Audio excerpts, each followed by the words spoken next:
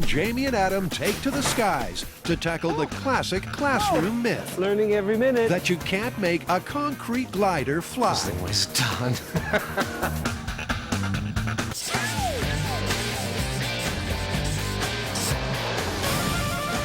Concrete glider. The classic engineering school challenge, you can't make a lead balloon, you cannot make a glider out of concrete. That's it. Somehow we've got to build a glider out of concrete. How are we going to get around the fact that concrete, to my knowledge, always has like rocks and gravel in it that's going to make it really hard to make a glider out of? Well, the key component in concrete is Portland cement. And the gravel and the sand and things like that can be substituted for other things, and some of them are a lot lighter weight.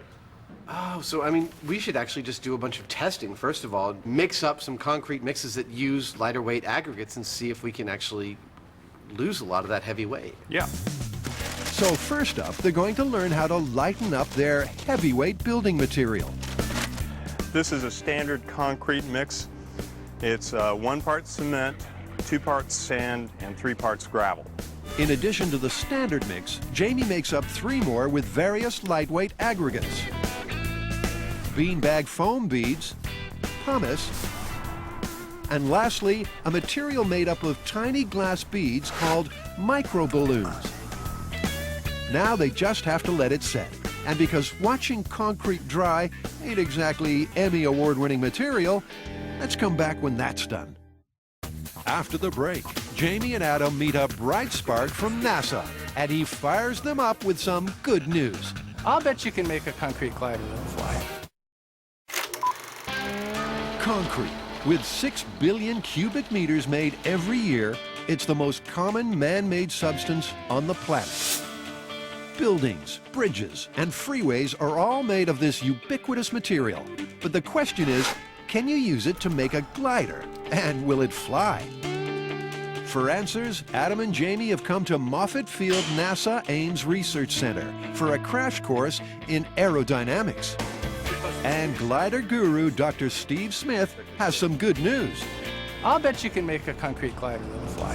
The whole question is weight. So if you build a concrete glider with some reinforcing structure inside and a lot of filler so that the concrete plus all the other stuff is still pretty light, then of course the speed required to fly to make enough lift to support its weight will come down, and you may get down slow into the typical range that modern sailplanes fly. Have you ever heard of a glider being made out of concrete?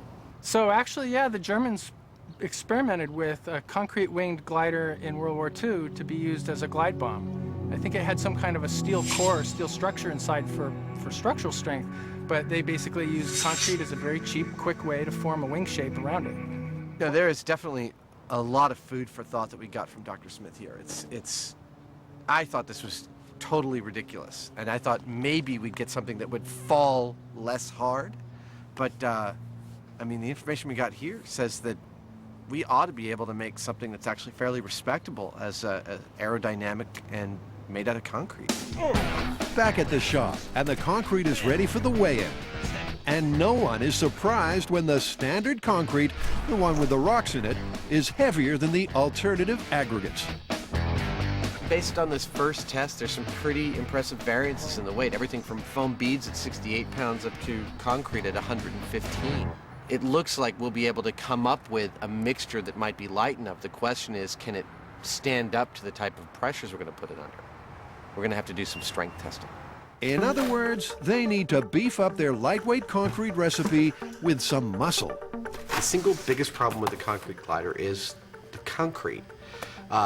Concrete has compressive strength, but no tensile strength, which means you can put a block of it down on the ground, and you can sit hundreds of thousands of pounds on that block and it won't crush.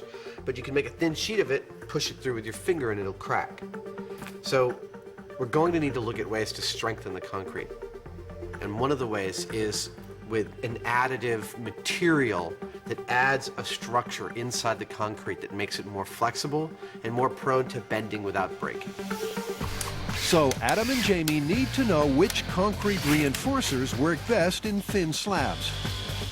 And they cast up several, including carbon fiber mesh and pre-stressed cable. After leaving them to cure, Jamie is ready to test their tensile strength with his trusty force gauge. Okay, so this is cable reinforcement. Ooh, very significant.